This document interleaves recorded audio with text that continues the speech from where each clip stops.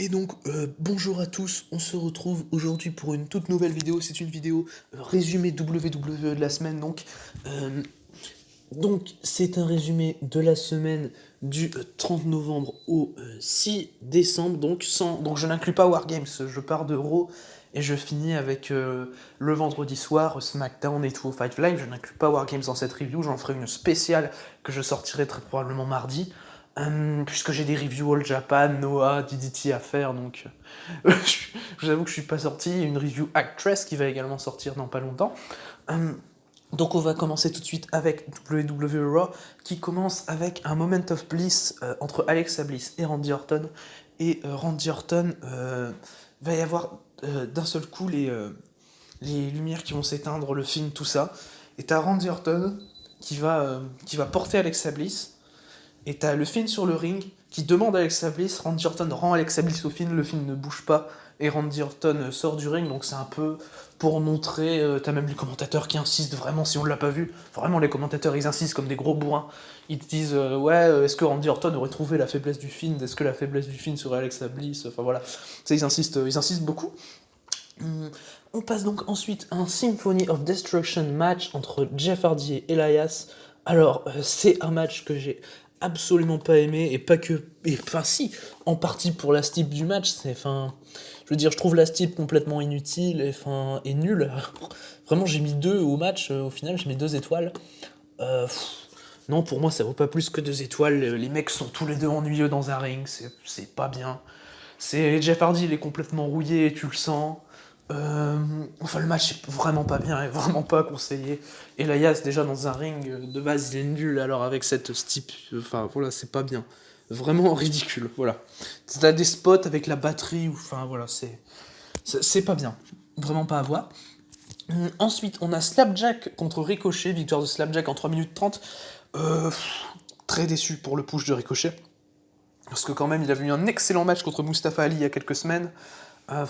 J'avais vraiment de l'espoir pour Ricochet, mais non. Non, et Slapjack le bat en moins de 5 minutes, donc. Et pendant le match, on a Dana Brooke qui est venu frapper Mustafa Ali, et ce qui va nous amener plus tard, du coup, à un match entre Reckoning et Dana Brooke. Donc, Dana Brooke, on sait pas pourquoi, elle était aux commentaires, et elle est venue frapper Mustafa Ali. Voilà, quoi. Ensuite, on a Asuka et Lana qui ont battu Nia Jax et Shayna Baszler. J'ai mis 1,75 parce que c'est décent moins, c'est pas bien, c'est pas bien. Il y a Asuka. En fait, tu passes d'un échange Lana Nia Jax qui est complètement dégueulasse à un échange Asuka Shayna Baszler qui est vraiment super bien. Franchement, l'échange Asuka Shayna Baszler, il est super bien. Et le finish est horrible. C'est à Lana contre Shayna Baszler. Et t'as Asuka qui met un kick à Shayna Baszler, Lana elle en profite pour faire un tombé sur Shayna, 1, 2, 3, Lana gagne le match pour son équipe, franchement le push de Lana c'est quelque chose d'absolument absurde. Franchement c'est un booking à la con, et à TLC tu vas te retrouver avec Asuka et Lana contre Shayna et Nia Jax pour les titres tag féminins, dont tout s'en fout royalement. Ça sert absolument à rien, à part à pusher Lana et encore plus de dégoûter d'elle, parce que si elle jobait la meuf, on s'en fout, elle est nulle, archi nulle Lana. Je pense que c'est la pire catcheuse chez WWE, et c'est celle qui veut le push en tant que babyface, en tant que future championne, c'est complètement con. Voilà. Et ça m'étonnerait même pas qu'on ait Nia Jax contre Lana, par exemple au Royal Rumble, ou un truc comme ça, ce serait... Voilà, complètement con, et de toute façon c'est par là qu'on va, hein, clairement. Ensuite, Cedric Alexander, t'as d'abord le New Day, qui font une promo pour dire qu'ils ont battu leur business, tout ça. T'as Cedric Alexander qui arrive et qui dit clairement qu'il veut affronter Xavier Woods, il se moque un peu de lui sur ses trucs de Twitch et tout, je crois. Et voilà. Et Cedric Alexander accompagné par MVP et Shelton Benjamin bat Xavier Woods en 5 minutes. Xavier Woods qui était accompagné donc par Kofi Kingston, j'ai mis 3 étoiles, il y avait de la bonne action. C'est clairement le match qui m'a remis dans le show complètement. C'est pas le meilleur match du show parce qu'il y a un match juste après qui le dépasse, mais c'est pas spécialement à voir, voilà. Mais ça tient la route. Dans un ring, ça tient la route, c'est 2 mecs qui tiennent la route, donc ça va. Ensuite, Triple Threat match, Keith Lee contre AJ Styles contre Riddle. J'ai mis 3,75, c'était super bien. Ah, c'était super ce match. Qu'est-ce que ça fait plaisir d'avoir un match de cette qualité chez WWE. Franchement, c'était super. T'as des échanges entre Styles et Riddle qui sont géniaux. C'est Styles qui gagne le match finalement. Kisly, il est super dans son rôle de powerhouse, big man du match. Il a des super spots, mais les échanges Styles-Riddle, c'est super bien. Franchement, c'est un gros 3,75 pour un match où t'as eu des pubs de Weekly, pour un match de Weekly où t'as eu des pubs, tout ça. Franchement, vu le contexte, c'est... En plus, sans foule, c'est sans foule présente. C'est sans foule en présence, voilà. C'est super bien. Et ça faisait longtemps que j'avais pas vu un match aussi bon à Raw. D'ailleurs, Raw qui est le Weekly WWE où t'as les moins bons matchs chaque semaine. Mais là, franchement, c'était super solide. Et c'est un de mes matchs préférés de la semaine chez WWE. Enfin, c'était... Il y a rien qui bouge, quoi. Il n'y a pas de botch, il n'y a que des bons enchaînements. La fin est logique. Victoire d'AJ Styles qui va donc aller challenger Drew McIntyre à TLC pour le titre WWE. Donc ensuite, Dana Brooke contre Reckoning, le fameux match qui avait été annoncé tout à l'heure. Enfin, plutôt dans le show, et c'est très court, puisque ça dure 2 minutes. Victoire de Dana Brooke. Booking à la con, j'ai mis 0,5 parce que le catch est moins que décent. Le catch est pas bien. Ça dure 2 minutes, on s'en fout, c'est pas bien. En plus, c'est mal booké parce que la meuf de Rétribution, elle se fait complètement squash.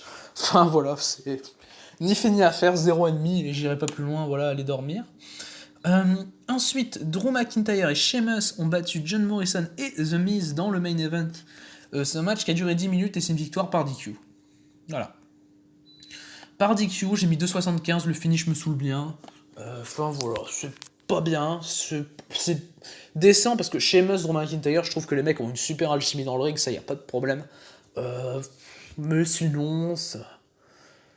Voilà, c'est un peu moins bien du coup que le Alexander Woods, mais c'est pas mauvais. Franchement, c'est pas mauvais, c'est un peu au-dessus de la moyenne pour moi. Il y a des bons échanges chez Morrison, mais dans la globalité, voilà, c'est pas... bonne performance du Miz aussi, j'ai noté, bon move, bon petits enchaînements de la part du Miz. Enfin, voilà, c'était cool, voilà, pour conclure ce Monday Night Raw. Et clairement, le match à voir, de toute façon, je ferai mon top 3 des matchs WWE de la semaine à la fin du show, c'est le Triple Threat. Ensuite, on va passer désormais à NXT.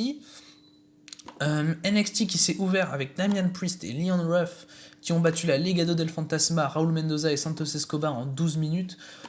J'ai trouvé ça bien cool, franchement l'action était bien, ça y a pas de problème avec ça. J'ai mis 3, c'est pas ouf, mais c'est vraiment bien. Et c'est Leon Ruff qui gagne le match pour son équipe. T'as Damian Priest qui fait son reckoning, Leon Ruff qui fait un frog splash sur Mendoza, et voilà, et victoire de Leon Ruff. C'est cool que tu builds un peu Leon Ruff avant son match à Wargames, parce que techniquement, s'il y a besoin d'avoir un catcher buildé entre Leon Ruff et Damian Priest, c'est clairement Leon Ruff. Donc voilà, franchement, bon match. Enfin, voilà, c'est pas énorme, mais ça tient la route. Pour un opener de NXT, je m'attendais peut-être à mieux. Ensuite, on a une interview en coulisses de la team Candice LeRae par rapport aux Wargames. Et LeRae qui dit qu'elle a son équipe complète, que Blackheart ne l'a pas. Elle a tout ce dont elle a besoin pour gagner. Et Gonzalez qui affronte Shady Blackheart ce soir pour avoir l'avantage aux Wargames. Dit juste que Blackheart ce soir, elle va se faire rouler dessus par un tank. Voilà, Gonzalez, elle annonce clairement la couleur, voilà. Elle dit qu'elle va vraiment buter Shady Blackheart, quoi, littéralement dans ce ladder match qui sera dans le main event du show. Ensuite, August Gray contre Cameron Grimes. Victoire de Cameron Grimes avec un jumping double foot stomp. Ça a duré vraiment pas longtemps, j'ai mis 1,75, voilà, ça dure moins de 3 minutes. Mais l'action, mine de rien, l'action est super cool entre les deux pour 2 minutes. Voilà, tu sens que Cameron Grimes, c'est dans un ring, ça déconne pas. C'est... Waouh. Cameron Grimes dans un ring en 2 minutes, il te tape de ses moves. Dingue. Enfin voilà, c'est 1,75 pour moi. Ensuite, après le match, on a Cameron Grimes qui attache August Gray avec une ceinture, donc en référence au strap match qui va l'opposer à Dexter Lumis pour NXT TakeOver Wargames. Et du coup, t'as Dexter Lumis qui rentre sur le ring et qui tient la ceinture. D'un seul coup, t'as plus August Gray, t'as Dexter Lumis. Et il attaque Cameron Grimes, mais Cameron Grimes arrive finalement à fuir et repartir en coulisses. Enfin voilà, c'est Lumis qui prend clairement l'ascendant psychologique sur Grimes, qui essayait de le faire lui-même. Ensuite, Tony Nese contre Jake Atlas. Victoire de Jake Atlas. Voilà, ça n'a pas duré longtemps, ça a duré 5 minutes. Mais l'action dans le ring était décente. J'ai mis 2,5, c'était pas spécialement la folie. mais en tout cas, c'était sympa à suivre, voilà, sans plus. Euh, Après le match, on a Jake Atlas qui se fait interviewer en dehors du ring et qui dit que dans tous les cas, il veut être champion Cruiserweight et il va continuer d'augmenter son momentum jusqu'à affronter Santos Escobar pour le titre Cruiserweight et récupérer ce titre. Donc, Jake Atlas contre Santos Escobar, c'est un truc qu'on aura sûrement après le match d'Escobar contre Kurt Stallion. Sûrement, on va préparer le petit Escobar Atlas qui risque d'être super cool d'ailleurs. Ensuite, on a Pat McAfee, Pete Dunne, O'Neal Orkan et Danny Burch qui font une promo, qui vont sur le ring. Et t'as McAfee qui dit que plus tôt dans la soirée, ils ont été forcés de regarder un petit angle avec Undisputed Era. Et c'est l'une des choses les plus mauvaises qu'il a vues dans sa vie. Et dans toutes les bonnes équipes, il dit comme dans toutes les bonnes équipes, ils savent investir dans les bonnes affaires. Et ils l'ont fait. C'est pour ça qu'il y a 3 hommes qui l'ont rejoint. Mais il y a eu aussi Ridge Holland. Donc il parle implicitement de Ridge Holland en disant qu'il avait offert une Mercedes à un homme qui n'est pas là aujourd'hui pour le rejoindre, tout ça, voilà. Enfin, il parle de Ridge Holland, qui est blessé pendant encore très longtemps, je pense. Et donc, ils font une promo, enfin, McAfee fait une promo avec Dunn, où ils disent qu'ils vont gagner le War Games contre l'Undisputed Era, McAfee qui dit qu'il va foutre des coups de pied dans la gueule d'Adam Cole. Enfin, voilà. Et ils vantent aussi McAfee, ils vantent très bien son équipe, puisqu'il dit qu'Oney Lorcan et Danny Burch sont la meilleure équipe, que Pete Dunne, le mec qui a eu le plus long règne de la titre NXT UK de tous les temps, il a même battu Kyle O'Reilly pour avoir l'avantage de War Games la semaine dernière. Enfin, McAfee, il est super en promo, très gros charisme, très bon heel, et dans le ring, de ce qu'on a vu, de ce qu'on a pu voir contre Adam Cole, c'est vraiment, vraiment cool. Voilà, il y a pas de problème spécial, cette promo est super cool, et Pete Dunne dit lui-même, la semaine prochaine, on met fin au clan, on met fin à Undisputed Era. Ça, c'est fort quand même. Voilà, Pete Dunne, il affiche clairement le message, voilà. Et donc ensuite, on a Ever Rise qui se prépare à affronter les Grizzled Young Veterans, mais t'as Imperium qui arrive, Fabian Eichner et Marcel Bartel qui arrivent pour attaquer Ever Rise, et ensuite ils veulent affronter Grizzled Young Veterans pour les remettre à leur place. Donc t'as le match, t'as un no contest à cause d'une intervention d'Ever Rise, les mecs se cassent de l'arène en voiture et disent qu'ils font tout selon leurs règles, enfin voilà, c'est pour protéger les deux équipes, sinon le catch est bon, enfin je mets 2 à cause du finish qui m'a vraiment, vraiment, vraiment saoulé. Le catch est bon, mais le finish est horrible, vraiment, le finish c'est horrible. C'est dommage, mais quelque part tu protèges l'affiche entre les deux équipes qui peut être plus tard pour les tic tac dans un gros show. Enfin, ça peut être cool, voilà. Ensuite, t'as Timothy Thatcher qui est sur le ring pour continuer à faire ses leçons, voilà. Et il parle de distraction en disant que des gens ils perdent des matchs à cause des distractions.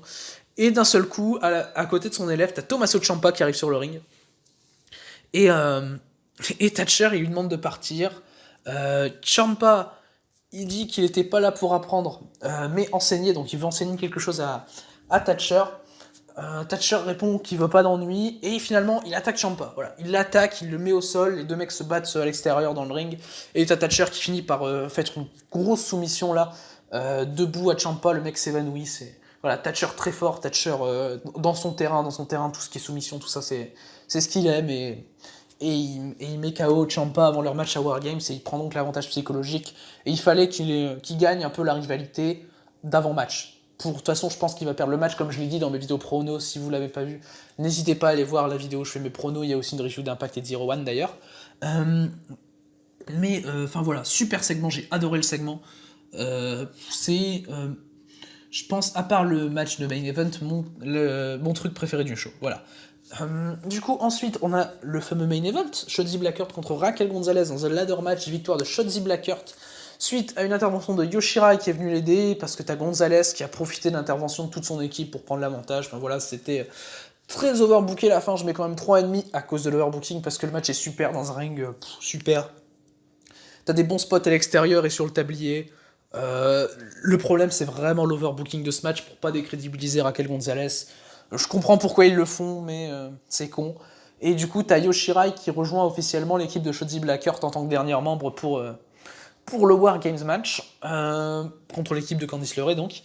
Voilà, c'est un super match, c'est la chose à voir du show. Malheureusement, c'est overbooké, mais bon, que voulez-vous, c'est WWE. Et je pense qu'on aura dans tous les cas un truc super à Wargames qui sera là, pas trop overbooké, j'espère.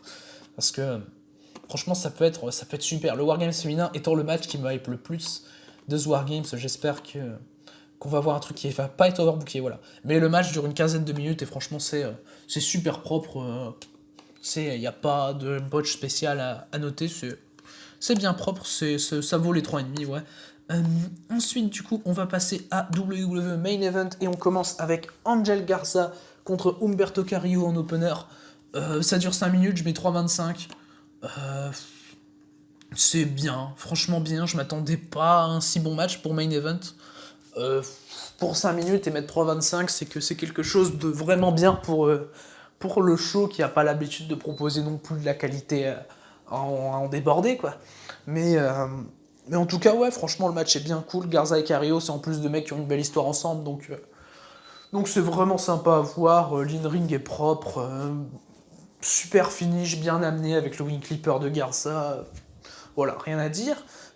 Ensuite, on a Nikki Cross qui arrive sur le ring et qui se fait donc interviewer, voilà, par rapport à Alexa Bliss, qui dit que Alexa Bliss a changé, elle a triché pour la battre. C'est maintenant leur amitié est terminée. Alexa Bliss lui a fait comprendre. D'ailleurs, Cross, elle est un peu coconne. Elle s'en met un peu beaucoup. Elle met un peu beaucoup de temps pour se dire ouais, terminé.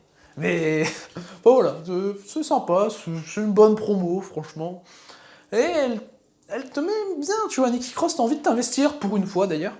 Et d'un seul coup, t'as Lacey Evans et Peyton Royce qui arrivent sur le ring et qui provoquent Nikki Cross et qui disent même que elles sont pas des vraies amies, comme ça elles ont pas de problème. Enfin voilà, c'est assez con, mais derrière t'as un match entre Peyton Royce et Nikki Cross qui dure 4 minutes et je mets 1,25 parce que c'est vraiment pas bien.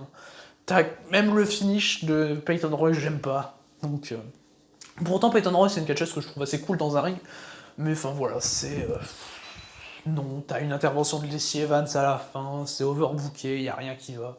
C'est 1,25 pour moi. Et Garza contre Carrillo, par contre, c'était cool, donc voilà. Puis après, c'est pas un show important, donc c'est pas du tout à voir, quoi. Et donc du coup maintenant on va passer à NXT UK, NXT UK qui s'ouvre avec Rampage Brown contre Saxon Huxley. Victoire de Rampage Brown, ça dure 5 minutes. Je mets 2,5 parce que c'est décent. Comment dire que je m'en fous un peu de Rampage Brown, que Saxon Huxley est cool mais sans plus. Donc ça peut pas faire des grosses étincelles, mais dans un ring ça reste décent, propre, mais il n'y a rien de bien exceptionnel, puis ça dure que 5 minutes, donc je peux pas aller vraiment plus loin que 5,5. Le match, il est juste là dans le but de vraiment montrer Rampage Brown qui a débuté NXT UK très récemment, c'est son deuxième match à NXT UK, donc voilà, c'est dans le but de le montrer, voilà, de le construire, je trouve que c'est bien. Pourquoi le mettre en opener? Parce que ça dure pas longtemps, j'aurais préféré un vrai match en opener d'une dizaine de minutes. Comme on en viendra plus tard, Alexander Wolf contre Joe Coffey par exemple. Mais voilà, c'était cool, voilà, c'est pas spécialement à voir, voilà. Ensuite, Valkyrie contre Ely James, j'ai mis 1,75, ça dure 4 minutes. C'est bien sans plus, j'aime beaucoup le finish d'Aoi Valkyrie. Enfin voilà, c'est vraiment pour pusher Aoi Valkyrie, qui je pense aura bientôt une chance au championnat de Kylie Ray. Oui, très probablement. Je pense que tu auras Jenny aussi dans l'équation bientôt. Enfin voilà, c'est pas super clair. Je sais pas qui pourra prendre le titre à Kylie Ray. Peut-être. Je mets bien une petite pièce sur Meiko Satomura qui était censé venir à NXT UK. Ça peut être intéressant. Je pose ça là, je ne dis rien. Voilà, donc ensuite Alexander Wolf contre Joe Coffey. Le match qui n'est pas en main event, j'ai mis 3,5, je trouve ça super bien. Franchement, c'est super propre. Ça dure 13 minutes. C'est un vraiment très bon match. C'est clairement le meilleur match du show. Ça finit sur une victoire logique de Joe Coffey. J'espère juste pas qu'on aura un nouveau Walter contre Joe Coffey. Voilà, c'est juste ma petite crainte. Mais le match est super bien. Franchement, si t'as des bons spots, un bon rythme, des bons enchaînements, j'aime beaucoup le match. Et enfin, on va passer au main event, The Hunt, Primate et Wild Boar contre Flash, Morgan Webster et Marc Andro. J'ai mis 3, ça dure 10 minutes. Victoire de The Hunt, qui était accompagné par Eddie Dennis. Mais voilà, c'est loin d'être fantastique. J'aurais préféré Alexander Wolf contre Joe Coffey en main event. Et ou bien en opener, comme j'avais dit plus tôt. Enfin voilà, tu mets en opener The Hunt contre Flash, Morgan Webster et Mark Andrews et tu mets en main event Wolf Coffey et c'est parfait quoi. Et ton placement de carte est parfait. C'est la seule chose que je reproche au NXT UK de cette semaine, qui était sinon bien cool.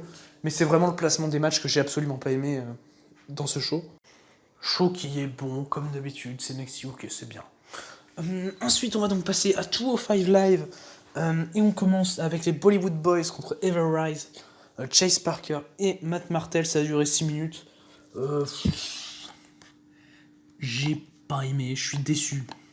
Vraiment déçu qu'on ait cette qualité-là à 205 Live, qui est d'habitude mon show préféré chez WWE. Déjà de base, j'aime pas du tout les Bollywood Boys, donc les frères Singh. Le match est ok, enfin... Il y a quelques botches, mais c'était pas horrible. Voilà, je suis vraiment déçu, donc comme je l'ai dit, de voir ce match à 205 Live, vu qu'en termes d'in-ring, 205 Live, c'est quand même le meilleur show pour moi. En plus, très régulièrement. Donc voilà, mais... le match est décent, mais décevant pour un 205 Live, quoi. Voilà, c'est clairement décevant pour moi, je mets 2,5, pas plus. C'est un match entre deux équipes que j'affectionne pas spécialement, surtout les Bollywood Boys que j'aime pas du tout. Les Everrise, ça va corps, ça va.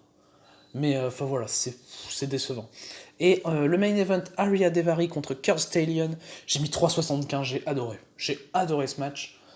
Du début à la fin, t'as des bons spots. Daivari, il a un super heel work. Quant à Kurt Stallion, qui est charismatique, un bon babyface, un bon moveset, un bon finisher, il a tout ce qu'il faut. Kurt Stallion, super. J'aime beaucoup. Donc du coup, en plus que Stallion soit un bon babyface, comme je l'ai dit, le heel work de Daivari renforce. T'as peut-être quelque chose que j'ai pas aimé, c'est trop de teasing de finish de Daivari. Je crois que t'en as 2 ou 3. Mais sinon, j'ai vraiment, vraiment bien aimé ce match. J'ai mis 3,75. C'est mon deuxième match favori chez WWE cette semaine. Je ferai mon top tout à l'heure d'ailleurs. Mais voilà, c'est vraiment à rattraper. C'était très très sympa de voir ce match. Et on va donc passer au dernier show de la semaine, donc SmackDown.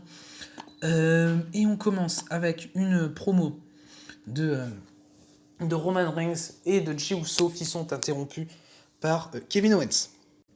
Et c'est une promo un peu pour continuer la rivalité. J'aime beaucoup le mic work de Kevin Owens, alors que d'habitude je suis pas spécialement un grand fan et que je le trouve overrated dans ce domaine-là, mais là j'aime beaucoup cette promo. Je la trouve très intéressante, très subtile dans le sens où ça continue bien leur rivalité. Voilà, j'ai beaucoup aimé ce qui était passé la semaine dernière à SmackDown entre les deux.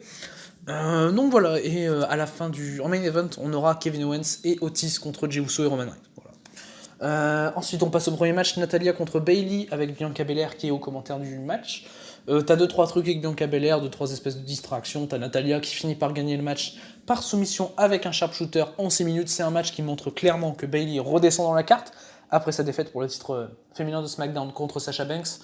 La meuf perd en 6 minutes contre Natalia, qui est pas spécialement bien bookée, voilà. Pourtant, le match, je le trouve bien. Franchement, je mets 3 parce que l'in-ring est super propre entre les deux. De toute façon, c'est 2 des meilleures workers de SmackDown en termes d'in-ring. Donc, clairement, voilà. Les meufs sont super bien dans un ring. Donc, voilà, c'est propre, mais c'est beaucoup trop court. Et ça décrédibilise un peu Bayley, qui se prépare, à mon avis, pour une feud contre Bianca Belair. Ensuite, Big E, Daniel Bryan et Rey Mysterio vont battre Dolph Ziggler, Sami Zayn et Shinsuke Nakamura. C'est Daniel Bryan qui pin Sami Zayn avec un inside cradle. J'ai bien aimé le match, ça a duré 11 minutes, c'était vraiment vraiment sympa. J'ai mis 3,25. C'était vraiment cool, t'as un bon work de Zayn et Bryan. Au début, t'as un face-off qui est super entre Nakamura et Rey Mysterio. J'ai adoré ce face-off.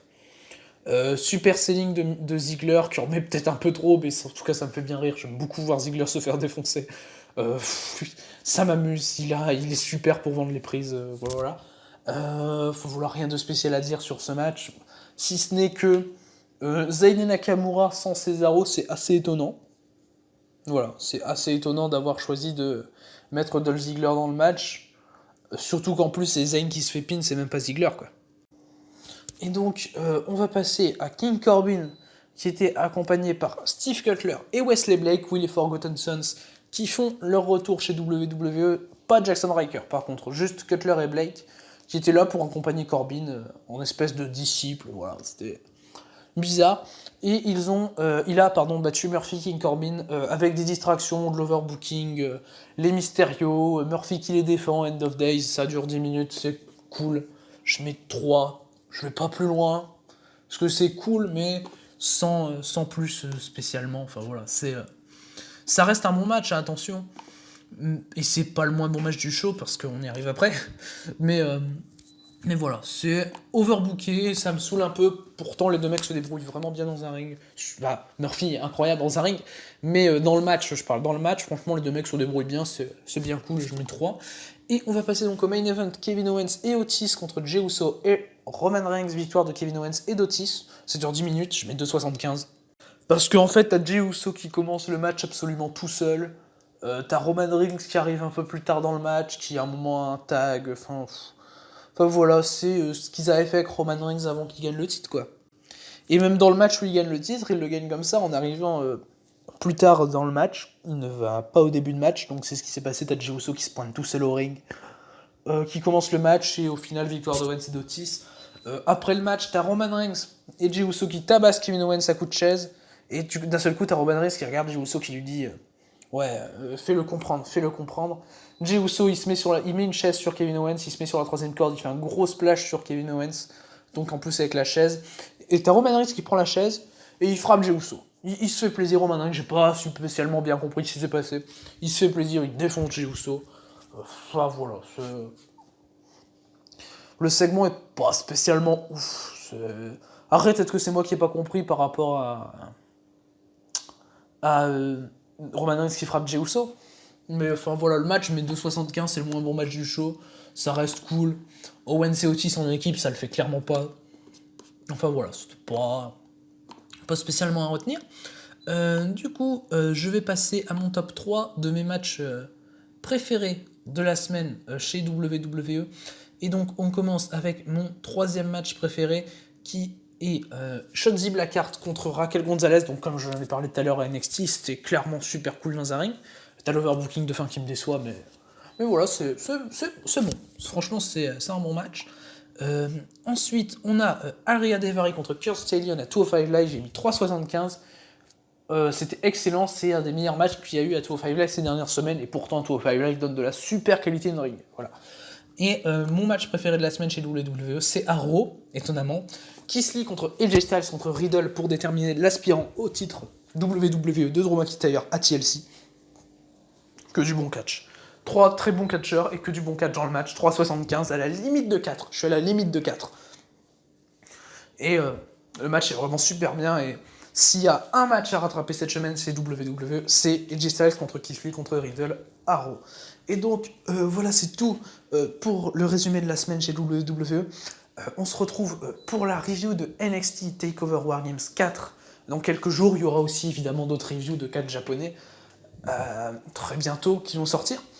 Il y aura Actress, Noah, DDT, All Japan. Enfin, je suis débordé en ce moment. C'est super, t'as plein de tournois, t'as tout ce qu'il faut pour... On peut pas s'ennuyer en ce moment en catch. Il y a tout ce qu'il faut. En plus, il y a même beaucoup de Joshi.